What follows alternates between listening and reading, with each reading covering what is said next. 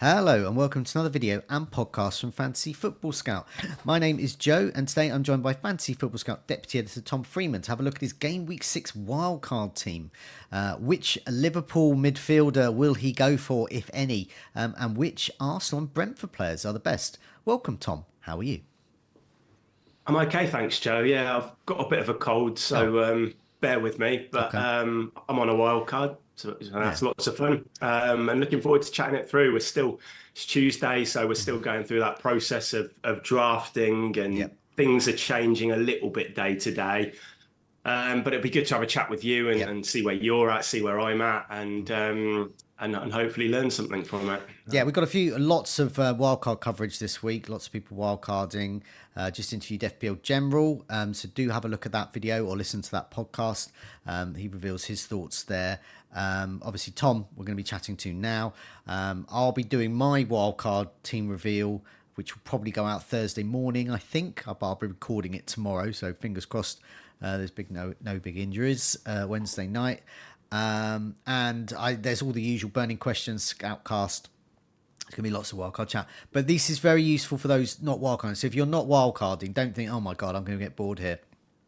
I always watch wildcard videos when I'm not wildcarding because I want to see what I'm up against. I want to see where my transfers can be used. And I think a lot of people who aren't wildcarding now have probably built up transfers in the bank because it's different this year, isn't it? Yeah. We can save transfers, roll them. We can go up to 5 transfers, can roll them through wildcards. So they've probably got a few more transfers in the bank, which would be good. Before we move on, we're going to look at how you did in Game Week 5, and you did very well. Green arrow there. We're going to look at your wildcard team, and then, as I said at the beginning, we're going to look at some of those decisions there. So around the fixtures, but also things like Liverpool. What do we do with them? Because their fixtures turn a little bit, but it's still Liverpool. And then also Arsenal fixtures, good fixtures coming up, and Brentford, great fixture run coming up. So we want to find the best assets there. Just a quick reminder, do have a look at the members area, all the stats and all the information that we show here. There's all from the members area at Fantasy Football Scout. Do have a look at fantasyfootballscout.co.uk for members offers there. You can make your own tables, all those types of things. Please press the like button, really helps us out. Or leave us a lovely, 5-star review on your podcast, and also do subscribe so you keep up to date with our latest videos and podcasts. Okay, long spiel over. Let's have a look at how you did. 76 points, so getting on for nearly 20 more than me. Very good. Green arrow, 1.7 million now. Do you want to take us through your team and who your stars are? Because I'm imagining many of this team will not be there in Game Week 6 for you. Yeah, a lot of players have already departed, including Dean Henderson, who got that clean sheet in the bonus against United. So a nice parting gift. He got 9 points in goal. I have 3 defenders: Alexander-Arnold, who got 11, Konza, who got the goal at the last minute and got 9, and Porro, who got 2. 5 midfielders: Salah, who got 12 as my captain, Minter, who got 1, disappointing. Eze 3, Smith Rowe 8, and Rodgers with 10. Wow. And then Haaland up front with 9, and Isak with 2, and then a bench of Bentley, Robinson, Muniz, and Konza. Yeah, I mean, the main difference with my team, I also benched Muniz as well, but I did get Smith Rowe and Henderson, so that did help. I did get Gabriel's goal as well, which helped, but I missed out on. I didn't have Konsa, so that was a very good goal a lucky goal for owners. And I say lucky just because he's a defender. He's not going to score every game. Alexander-Arnold, that's pretty standard, I would say. You did well there. Rodgers, finally, that promise is coming in, and good timing for wildcarders. I imagine he's going to be kept on many wildcards now, and people like me will be looking to get him in. 5.1 still. Such good value, and I mean you're Villa fans, so you know that he's good. But I mean he's as nailed as you can. He's more nailed than Ollie Watkins at the moment.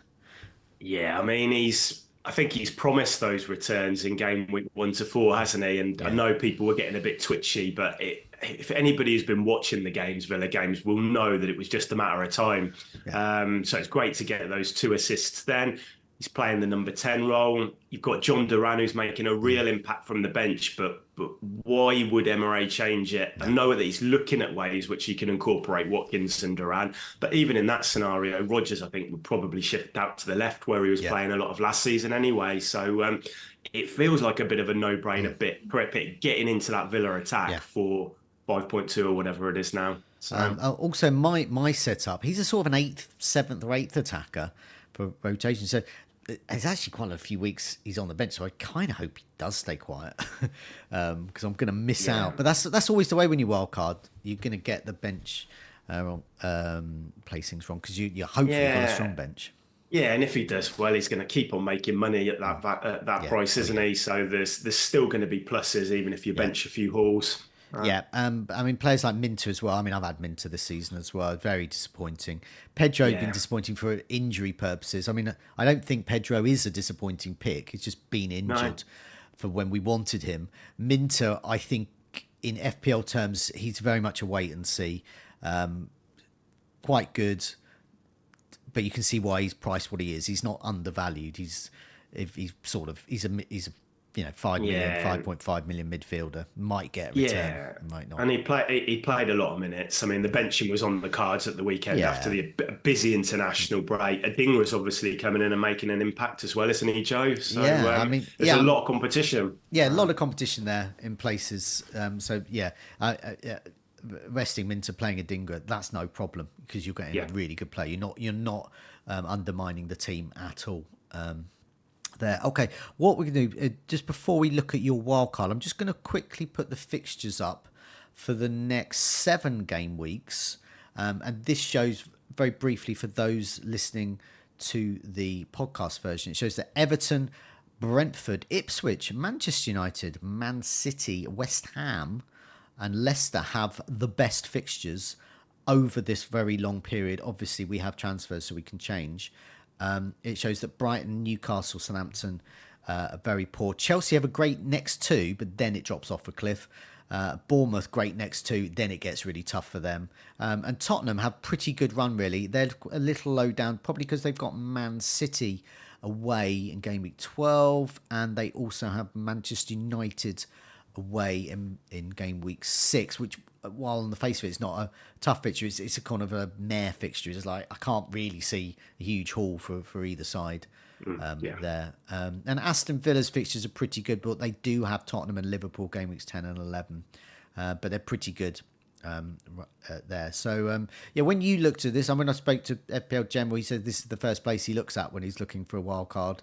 Who are the best teams. So what did this show you about why you're wildcarding in game week 6?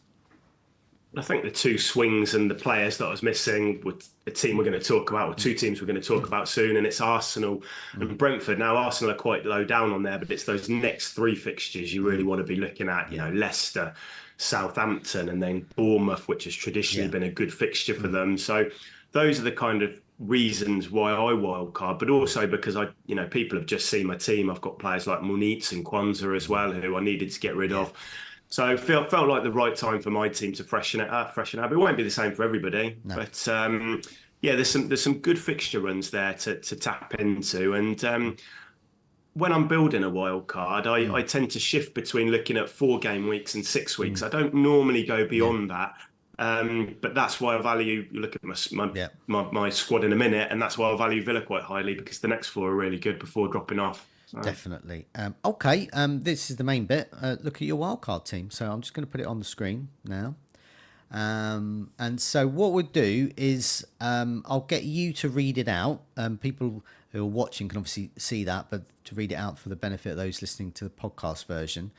And then, so just read out the whole lot, and then we'll go back and sort of do it position by position, and then we'll focus a little bit on Arsenal, Brentford, and then Liverpool as well, particularly Salah versus Diaz.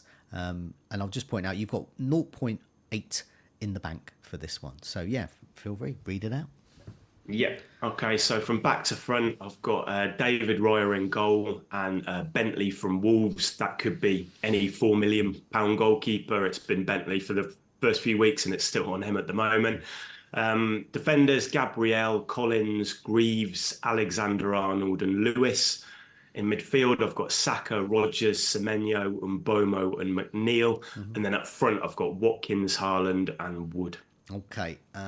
So I mean, my immediate thoughts on that is the team that I'm going to reveal a bit later in the week is very, very similar to this, but there's certain decisions, and I've gone for similar price points, but the big change for me is I don't have two of Semenyo and McNeil.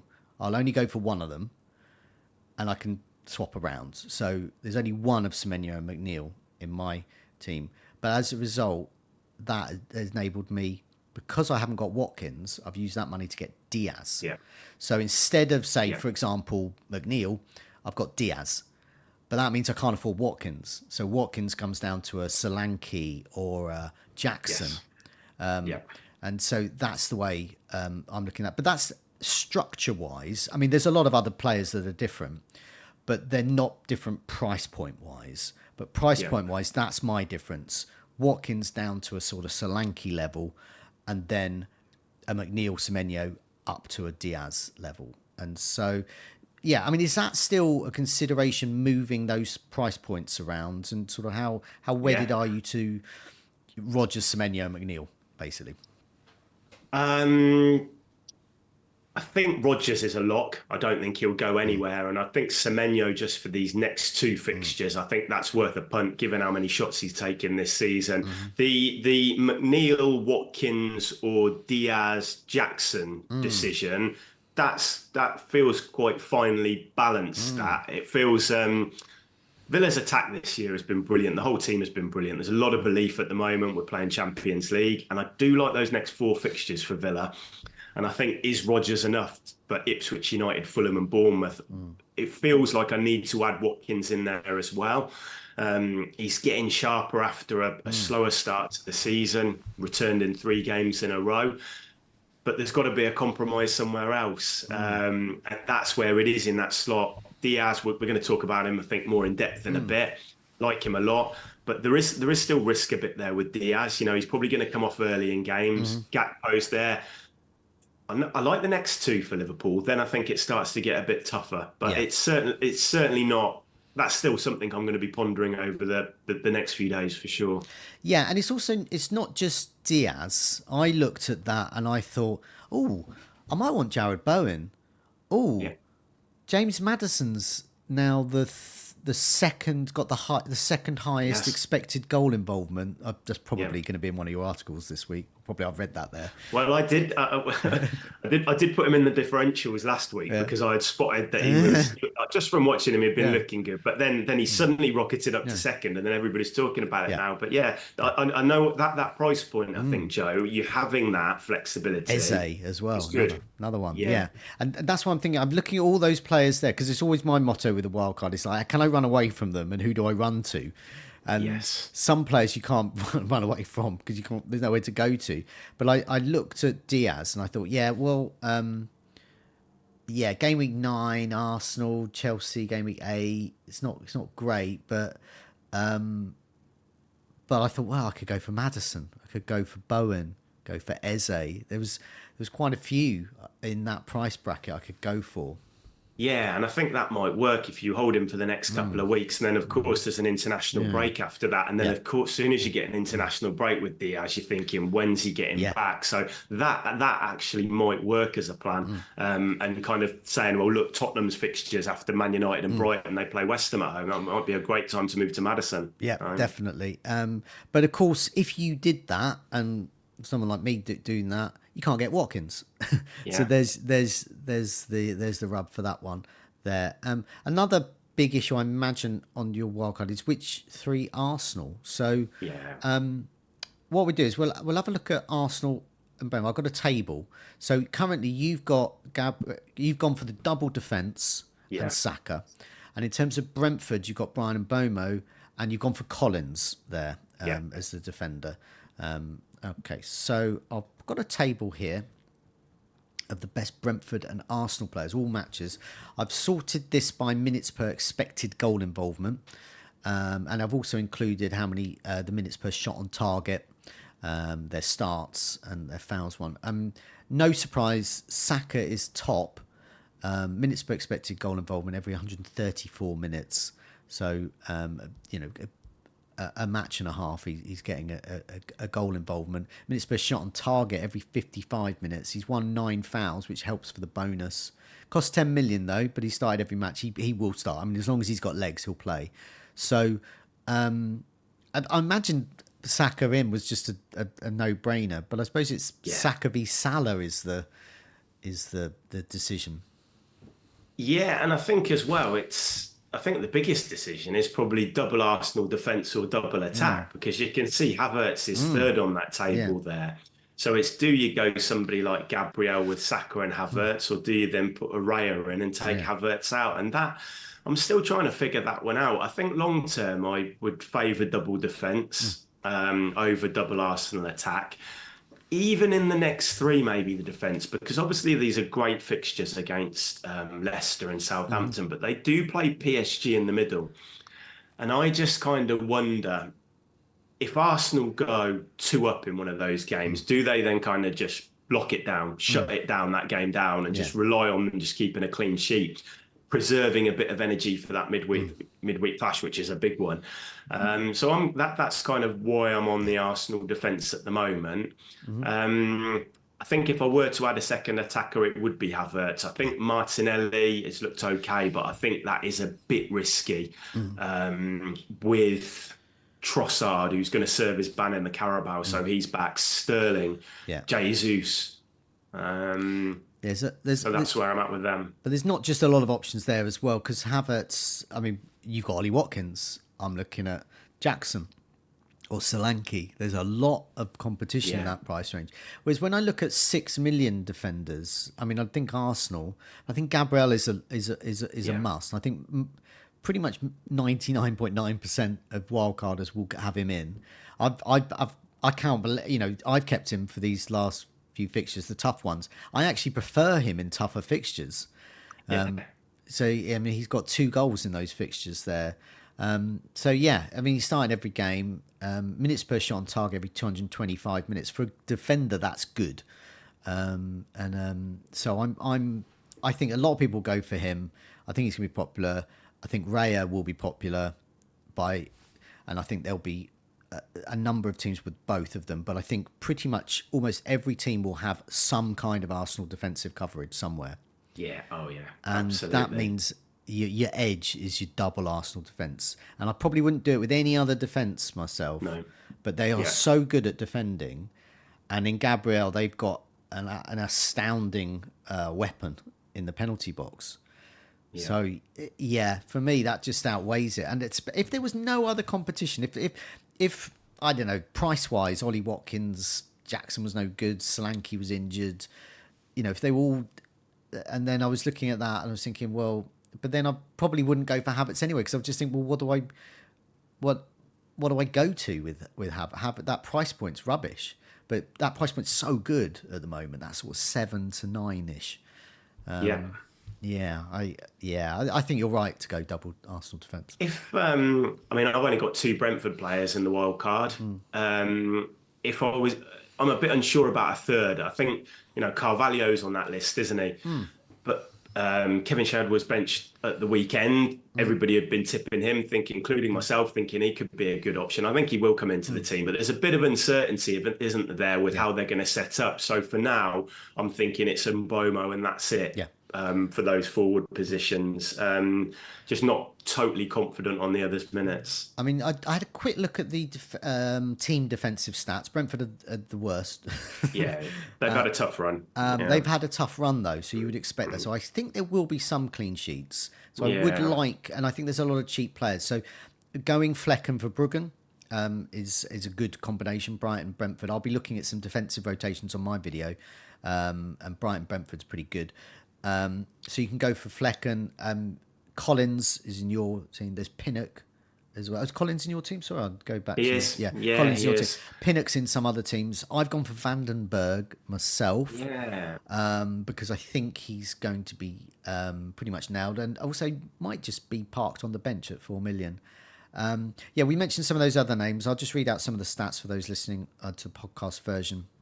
Havertz is minutes per shot on target every 75 minutes. Pretty good. Martinelli, terrible stat, underlying stats actually, but he has been getting returns. He's only 6.9 now. Carvalho got the nod over Kevin Schade at Brentford. But yeah, Carvalho, no shots on target. He's only had one start. Minutes per expected goal involvement every 375 minutes, on a par with Martinelli. Gabriel, we mentioned as well, a good one there. So Brian and Bomo and Saka are the standouts, aren't they? With minutes per shot on target 64, every 64 minutes for a shot on target there, and just behind Saka in terms of minutes per expected goal involvement, 145. Yeah, I mean, these two are probably the first name. These were one of the reasons I wildcarded myself, Saka and Bomo. Absolutely. They're going to be in probably 9 out of 10. Well, probably almost in every wildcard team, to be honest, those. It's who you build around those kind of key players, don't you? Yeah. No. Yeah. So the message there should be for people who aren't wildcarding, if you don't have those two, because the fixtures are so good and they will be in most wildcard teams, prioritise Saka on Bomo, I think, if you don't have them, or if you don't have one of them. Okay, so yeah, I mean, I don't even think it is that tough to do. I think I think whether you go for Vandenberg, Colin Pinnock, whoever, Flecken, I don't think there's going to be much in it, to be honest. Yeah, the only thing I would say is Brentford have been playing a back three recently, and so they can all fit all of those three players in. Yeah. Now, if they drop to a back four, which they tend to do against easier opposition, one of those guys has got to drop out. Collins, I think, has been their best player this year, but speaking to Brentford fans looking on forum, they're not actually sure if Vandenberg goes in, who drops out. Does Vandenberg start in a back four? That's just something I need. Flecken is obviously the secure one, but I don't want to put Flecken in because I've got Raya. So I do need to kind of think that one through a little bit. And it might end up, you might just have to take a bit of a risk in that position and hope that you land on the nailed centre back. Yeah, I mean, I must admit, I'm not completely sold on that at the moment, but I just think I probably might bench him. Greaves, you've gone for. If you've got a little bit more about face at Leicester, 4.1, getting quite a lot of shots on target there. So, there are options. Mascara was the one who was actually in my team.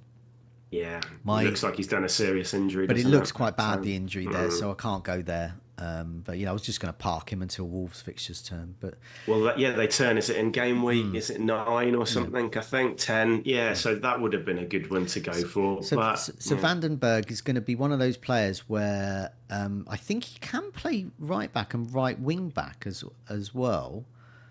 So I think he's quite flexible. Yeah, he might. I mean, if he could shift to right back, then that would obviously be perfect, wouldn't it? I'm not sure who is the current Brentford right back. They've been playing Roaslev a bit. Christopher Aguirre is sometimes playing on the right as well. Rico Henry would have been a good option. He's not ready to play every week at the moment. He's coming back from a long-term injury, so there is a bit of uncertainty there. But we might just have to ride that through and just pick one and just hope for the best with that. I think Collins is probably the safer, and I might switch to them because I'm not that wedded to these are just cheap players, just getting the price point. Okay, let's have a look at Salah against Diaz, because I can see a lot of people going, I can't believe people are getting rid of Salah, because in the main they want to keep Haaland and they want to get Saka. So if you want Saka, Salah and Haaland, good luck to you, because the rest of your team is going to be full of Collins and Vandenbergs. So anyway, Salah v Diaz is a genuine issue. So much so that I was looking at the Rate My Team tool on Fantasy Football Scout, and I was so concerned that Diaz's numbers were so low in comparison to Salah. So I've questioned it, and I think they're going to alter the figures, or they're going to look into it's probably a minutes thing, isn't it? And it is a minutes thing. And I was talking to Will there, and Will was explaining it is a minutes thing.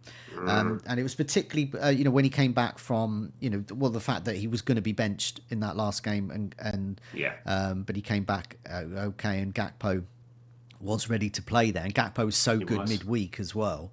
So the feeling from the markets really is that Diaz's minutes will drop off, and I think there is some truth in that. And I think Salah is the main man gonna play there. So, but it's 5 million difference. Yeah. And so the figures we've got up on the screen. So Salah 12.8 million, Diaz is now 7.9 million. And of course with Diaz you can run away from him really easily. If I hadn't have wildcarded, I had Jota. If I hadn't have wildcarded, Jota out would have been one of my big transfers. So anyway, points per match, Salah 9.8, but get this, Diaz 10.2. Salah, he's in 46.2% of teams, but Diaz is in 29.2% of teams. And has he got 3 braces in 5 games? It's got 5 goals in total, hasn't he? I can't remember the points, but yeah, he's got two braces. Well. Sorry, 5 goals, 2 braces and a goal in there. So if you're getting on for like quarter or to a third of the game, benefiting from, what did you get last time? 16 points. Then that's getting quite nasty if you don't own. And in terms of expected goal involvement, so the underlying stats, Salah's still up, but they're still both pretty good. 3.95 so far for Salah, and Diaz 3.19, so a little bit less. But it's that huge difference, 5 million, and that 5 million from by not having Salah means you can have, say, Saka and Diaz, or in your case, you can have Watkins, Alexander-Arnold. I don't think you can have all of those players and have Salah as well. I think it makes absolute sense on a wild card to not go for Salah, to go Haaland and Saka as your main premiums, bulk out the rest of your squad. I just don't think you're going to captain Salah that much over this kind of fixture run which is coming up. I think Wolves and Palace are good fixtures in the next 2, but I don't think you're going to captain Salah over Haaland in either of those games, and then the fixtures get tougher. So it's what Diaz enables. I don't think Diaz is a cert on a wild card. I don't think you have to have him. I think he's a good option. He's been really clinical this year. He wasn't last year. This year he's got 5 goals. I think his XG is that's XGI on the screen. I think his XG is like 2.5. He scored 5 goals from that. But if you look at his shot maps, he's getting in a really good position. He's taking good shots, good areas. The data's encourage him.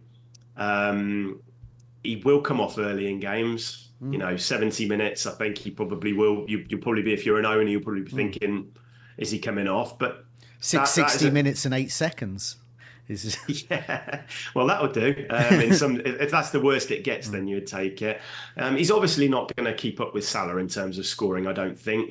Salah's got better minutes expectation. He's got penalties, but he's what Diaz enables, isn't it? The international breaks are a bit of concern. We've got one ahead of game week 8. We've got one ahead of game week 12. Of course, you're going to be concerned as a Diaz owner. But then I think a lot of people who are maybe going for Diaz, they're building bigger squad. What I'm seeing in these wild cards is I'm seeing more depth. We might have a Greaves or a Van den Berg, but then you're generally having a good 8th attacker. That's what your squad is there for, and that helps with a player like Diaz in game week 8. If you've still got him and he's not looking like he's going to play, and he's playing Chelsea anyway, you might just bring in your 8th attacker. I mean that's what I'm looking at with mine. It's just that depth. So my defence, I didn't have like an Alexander-Arnold, so I can do that. My attack wasn't great, and midfields, I had too many problems, like too bright and heavy, for example. And so getting Diaz in is absolutely ideal. But also some people are talking about Salah. I know he's playing Wolves next, but obviously Diaz is playing Wolves next as well. But I think in terms of captaincy, so I got Salah in the last 2. Now I didn't captain him against Nottingham Forest. Thankfully, I captained Haaland, but Salah was rubbish in terms of an FPL asset that match. Against Bournemouth, he came away with an assist. And I look at that Bournemouth fixture and go, wow, that looks good as well. And he's just come away with an assist, same as Saka, who I got rid of for Salah. So I'm looking at that, and I'm looking at all my captaincies this season. Haaland has been the best. So Haaland is the premium that stays. Yeah. And Salah, I'm not sure I want to captain him every week, or some of those, but I can still get. It's not just Diaz for me; it's getting Alexander-Arnold as well. So I look at my Alexander-Arnold and Diaz against teams with just Salah, and I think I think I'll do okay here. If Salah might get a hat trick, but if Diaz gets 2 or 3 assists, Alexander-Arnold gets an assist, clean sheet, it's matched. Yeah. And just in that City team, it's all about Haaland scoring goals, isn't it? At Yeah, Liverpool, you're seeing Diaz there, yeah, Darwin's coming in and getting a yeah, goal, Jota's there. Salah's going to do really well, but they're going to have to score a lot of goals for them to all get, to kind of even try and keep up with Haaland yeah. at the moment, because he is just, eating up all the chances at City. They're playing with two wingers in Savinho and Doku, and they're aiming to get the balls into the box. I just look at that fixture run for City, and when are you not going to captain Haaland in the next kind of 7 game weeks? I just don't see a fixture where you're going to go against Haaland during that run. Yeah, I So mean, then why do you need Salah as well then? Why do you need an almost £13 million asset? yeah, And if you're doing that, you better hope that Salah delivers big time consistently every yeah. week, because otherwise you're not going to have that. Your squad's going to be weakened, especially if you go Saka as well, which I think you really have to.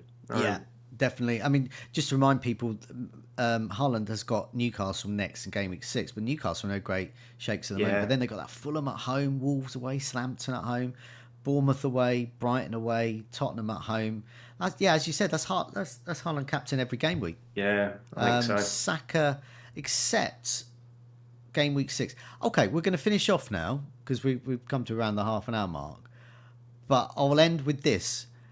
Who are you going to captain in game week 6? I'll put your team back up again. I'm on Haaland at the moment. I'm just finding it very difficult to move away from him, given the way he's playing. Newcastle, you just alluded to it then, Joe. They've had they were really high on the ticker in the first 5 game weeks, yet they've really been struggling defensively.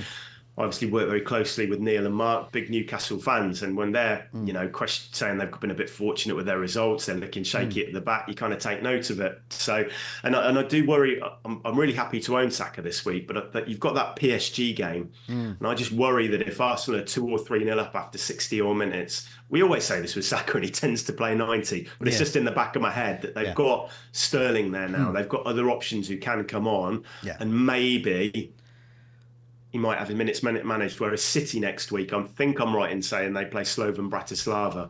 So it's obviously not PSG levels of opposition. Also, Haaland's, Man City drew against Arsenal. I mean, you can say drop points, but yeah, if you're going for the title, that's 2 points dropped against their rival. So they've drawn there. That was their chance. So they're going to have to pull that back because Arsenal have got a couple of good fixtures. So they've got to try and win. So they can't look at Newcastle and go, "Oh, we can just sort of try and get a 1-0 or something." They're just going to go for aiming for Haaland. Yeah, and I don't think they'll treat it lightly either, because St James's Park can be a tough. We're saying they're not going to roll over, are they, Newcastle? No. I just worry a bit about them defensively. I think they'll score though. I think it'll be a really good game. Yeah, but I would. It's not as good a fixture as Saka, but we're taking the player into account here. Yeah, and also, I mean, this week with Haaland, so I captained Salah. Same. He was, in fact, where my ranking is because of captaincy, he was effective ownership was 93%. So I would have got a very small amount of points, whatever he got. But I just thought he would do better than Haaland, and Haaland actually did much better. Haaland's ownership around where I am in the rankings is 145%. So essentially, anything from Haaland was a 45% worth of a player against me. It's half a player, half his points against me. And I was much higher in the rankings. I was on a green arrow until Haaland scored. So I went into that game on a green arrow, had Gabriel goal, Haaland scored, ended up with a red arrow. Yeah, I think people are just going to leave the armband on Haaland now, aren't they? So when you move away from Haaland, I think it made sense to do it last week against Arsenal. Obviously got the early goal, didn't he? But then City, I think they had something like 33 shots, but it felt like they struggled a bit to create really good opportunities in that match. Yeah. Arsenal set up really defensively, but I think the decision-making process was going for Salah was exactly the right one. I'd do it again, but looking at those next fixtures, I'm not sure if there are many opportunities to move away from Haaland in that run. Saka will be popular still, and he will probably be over Well, 100% in terms of captaincy. But it's not just the ownership thing. It's just I cannot see Haaland not getting at least a goal any match. Yeah. It's that reliability, isn't it? And that's what you pay for. And then he's going to get bonus.